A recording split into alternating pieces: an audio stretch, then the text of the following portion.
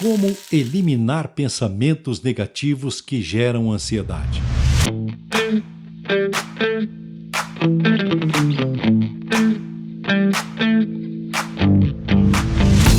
Olá, sejam bem-vindos ao FrigiCast, um podcast feito para fritar neurônios. Eu sou José Milton Kotzen e, antes de tudo, agradeço a sugestão do tema deste episódio à amiga Regiane Surian e estendo o convite para que você se inscreva no meu canal no YouTube e Spotify. E assim, eu atenderei com o maior prazer às sugestões de temas, mas somente dos inscritos. Como eliminar pensamentos negativos que geram ansiedade? Primeiro, para esclarecer sobre o tema, é importante que você saiba que a ansiedade é um sintoma patológico, uma doença que tem classificação no CID, Código Internacional de Doenças. Desta forma, é preciso estar atento para não patologizar, transformar em doença sensações que são naturais, como aflição, agitação, impaciência. A ansiedade tem sido sobremaneira banalizada. Basta um episódio de entusiasmo, alguém se sentir inquieto, passar por momentos de desassossego para se rotular como ansiedade. O que é a ansiedade? Acredito ser importante também destacar aqui que a ansiedade é causada pela ameaça de algo desconhecido. Não se tem a consciência do objeto a ser temido, o que difere, por exemplo, do medo, onde se tem a consciência do objeto do temor ou da fobia. Tem-se medo de insetos, de que seus planos não deem certo, medo da morte, da doença. Se alguém lhe diz que tem medo de algo, mas não sabe dizer o que é, possivelmente estamos lidando com ansiedade. Lembre-se que eu já falei aqui no FrigiCast que quase tudo na vida é passível de gradação e que, mesmo sendo uma pessoa portadora de um transtorno de ansiedade, é preciso necessariamente usar uma métrica para determinar o seu grau. Penso que, neste caso, havendo pensamentos negativos, há o conhecimento do objeto. Pelo motivo óbvio de que quem pensa sabe o que pensa. Desta forma, então, não estamos falando de ansiedade. Presumo que pensamentos negativos são comuns a qualquer pessoa. Todos temos pensamentos negativos, como temos também os positivos. Quando há uma predominância dos negativos, isso pode ter como causa um momento da vida ou traço característico do indivíduo. Agora, quando a grande maioria dos pensamentos são negativos, me leva a crer que existe uma psicopatologia em curso, o que não é o caso deste episódio. Uma lenda chinesa diz que reside em nós dois lobos, o lobo do bem e o lobo do mal. O lobo do bem é aquele que faz você pensar positivamente na vida, faz de você uma pessoa alegre, uma pessoa espontânea, uma pessoa corajosa, uma pessoa que tem sempre aquele espírito desafiador, criativo e assim por diante. O lobo do mal é exatamente o oposto, o antônimo. É aquele que te coloca para baixo, enfia na sua cabeça pensamentos negativos com relação a você, às outras pessoas e às coisas do mundo, geralmente tem um caráter muito pessimista. Os chineses dizem: você quer saber qual desses dois lobos domina você? Basta saber qual é aquele que você melhor alimenta. Este é o primeiro passo para a conscientização do processo que será abordado aqui. Alimentar sempre mais o lobo do bem e deixar à inanição o lobo do mal. E até para que ninguém se sinta demasiado poderoso, saiba que não há como não o alimentarmos. Até porque, se tentássemos, não conseguiríamos. Eles coexistem. O pensamento é uma construção de uma representação interna, percebe? De uma imagem acompanhada ou não de sons que geram sensações e sentimentos. Quando pensa, a pessoa reúne uma série de registros de experiências já vividas e cria expectativas sobre o que ela espera de si, do outro e das coisas. E é isso que modela substancialmente o que ela sente e como se comporta. Sendo assim, é determinante saber que a expectativa é gemelar ao pensamento. Você já se deu conta que, simultaneamente, ao pensarmos em fatos ou tarefas a serem executadas, geramos expectativas e que elas podem ser positivas ou negativas dependendo da ordem do pensamento? Vamos imaginar a seguinte situação. Alguém vai participar de um evento e terá que falar em público. E logo ao tomar conhecimento disso, já desencadeia uma série de sintomas e comportamentos gerados pela expectativa que é sincrônica ao pensamento, e suas reações se intensificará dependendo também do conhecimento que tem do assunto e do impacto da exposição. Falar com a sua equipe, que já é familiar, ou com uma plateia de desconhecidos. Frite aí seus neurônios um pouco e pense de forma racional. Qual é o objetivo da apresentação? Não do que será apresentado, mas da apresentação em si. Qual a meta da pessoa que faz a apresentação? E você descobrirá que é positiva. Ela quer fazer uma boa apresentação. Que as outras pessoas entendam a sua intenção. Demonstrem interesse, gostem do seu discurso e da forma de conduzir a palestra. Contudo, lembre-se, este é o objetivo, a meta, é o que se pensa querer, não a expectativa.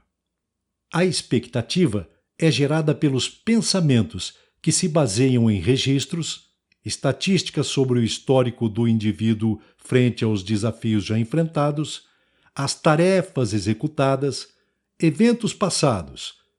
E se essa autoimagem é duvidosa, surge a insegurança. Se ela fornece uma expectativa positiva, otimista, a pessoa se encoraja. Se as imagens criam uma expectativa negativa, ela se posiciona de forma pessimista. Lembre-se do que lhe direi agora. A expectativa é a sua meta contagiada ou contaminada. Como evitar as expectativas ou pensamentos negativos? Seguindo a linha cognitiva, a pessoa pensa, sente e se comporta, nessa ordem. Assim, se tem um pensamento negativo que simultaneamente gera uma expectativa negativa, se sente pessimista em relação aos resultados e se comporta como um derrotado. Como diz Napoleão Hill, não é? Se você pensa que é um derrotado, você será derrotado. A consequência desse comportamento valida os sentimentos e reforça o seu pensamento. Entende? É um processo cíclico. Em caso positivo, um círculo virtuoso. E aí, de certa forma, tudo bem, vida que segue. Em caso negativo, um círculo vicioso. E este é o problema. Pensa mal, age mal, se comporta mal, que valida o sentimento, que reforça o pensamento, as expectativas, e assim sucessivas vezes. É perene. Precisamos tirar o pão com a manteiga das costas do gato. É uma metáfora para dizer do círculo vicioso dos processos. Para quem não conhece, é a seguinte: isso é física, tá? Mecânica e gravidade. A metade do pão, onde tem a manteiga, se cai, a probabilidade da parte que tem a manteiga de cair para baixo é quase sempre muito alta. O gato, quando cai, cai quase sempre de pé, não é? Então pense o seguinte: se amarrássemos a metade do pão com a manteiga virada para cima nas costas de um gato, e se assim amarrados eles caíssem da mesa, o que é que aconteceria? Metaforicamente, círculo vicioso. É como eu disse antes, é necessário tirar o pão com a manteiga das costas do gato. Descobrimos que a expectativa é gemelar ao pensamento. Portanto, como não podemos acessar todo um histórico de eventos já vivenciados para mitigar os pensamentos negativos, podemos começar adequando as expectativas, mudando a forma com a qual se elabora e constrói as expectativas, evitando-se assim uma maior exposição aos sentimentos, criando uma via de mão mais rápida ao comportamento. Para também ajudar no processo, devemos pensar a expectativa em sua dualidade, na sua dupla natureza de ser, positiva e negativa. Vou colocar mais óleo na frigideira. É possível considerar que toda expectativa ou pensamento positivo é bom e que, sendo negativo, é ruim? A princípio, a resposta seria sim. Mas olhando por cima do muro, poderemos observar a relatividade das coisas. Vamos fritar mais uns neurônios aí. Pode ocorrer, mesmo que sendo positiva a natureza da sua expectativa, gerada pelo seu pensamento, haver um excesso de confiança. Observe o substantivo aí, excesso de confiança, criando talvez uma falsa expectativa, e assim abrir a guarda, subestimando a concorrência, entrar de salto alto, cantar vitória antes do término do jogo e mais, adquirir bens materiais, assumir compromissos financeiros, antecipar gastos em função da certeza de que o contrato está no papo, o dinheiro está no bolso. E isso seria bom?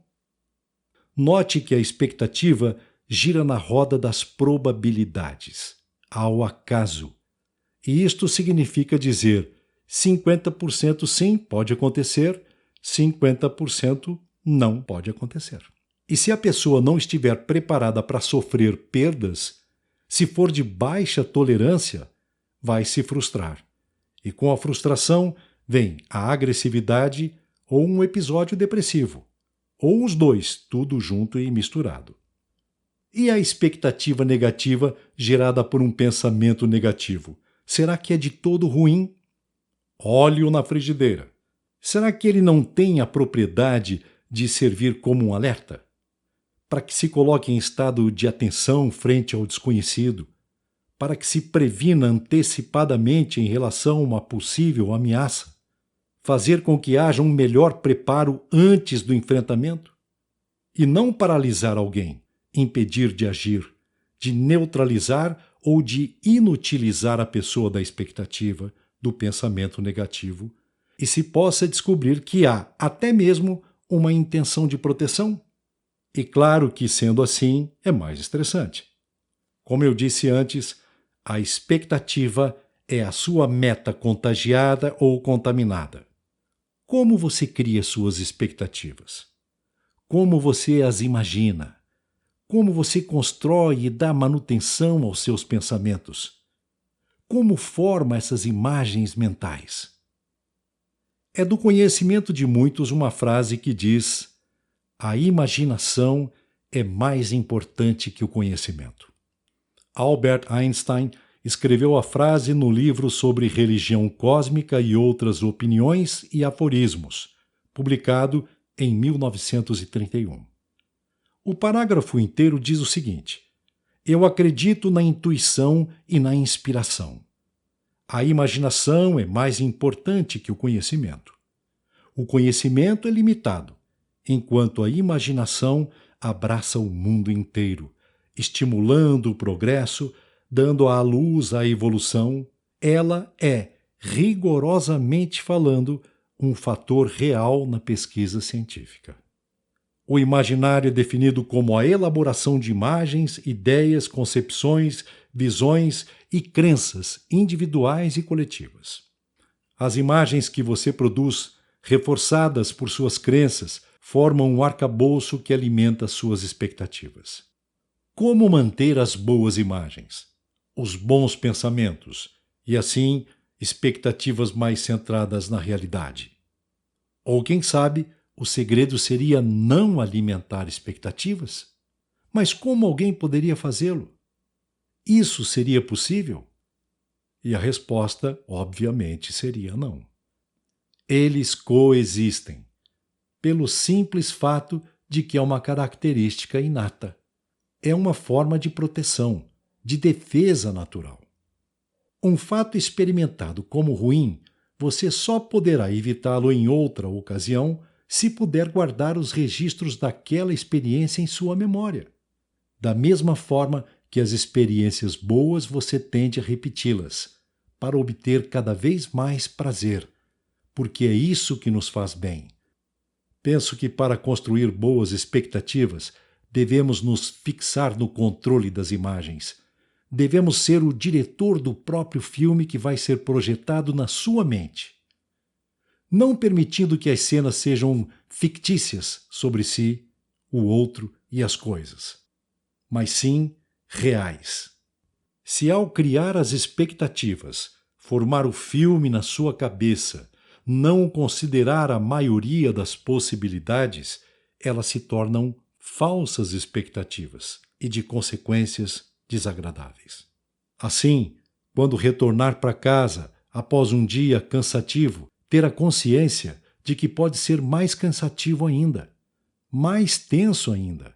É chegar em casa sem criar falsas expectativas sobre o ambiente e quem o espera. Mas você pode alimentar expectativas quanto a você. Crie você as expectativas sobre o seu comportamento. Ao chegar em casa, mesmo cansado, tenha uma atitude mais positiva. Enquanto volta para casa, imagine-se beijando sua mulher, ou seu marido, ou a pessoa que vive com você, como das primeiras vezes, e sinta isso. Diga coisas para elogiá-la, para elogiá-lo, e ouça-se dizendo essas coisas enquanto retorna. Não se preocupe em surpreender o outro, mas em surpreender-se, com pequenos gestos ou grandes surpresas. Mesmo que você chegue em casa e não consiga fazê-lo porque ela estava de TPM ou ele num dia difícil demais, a frustração será menos intensa. Não que isso seja melhor, é menos pior. E vai instalando um software poderoso de pensamentos positivos, produtivos, e pode ser que você não consiga hoje ou amanhã, mas se persistir um pouco mais, o resultado pode ser melhor a cada dia. Ninguém vai mudar.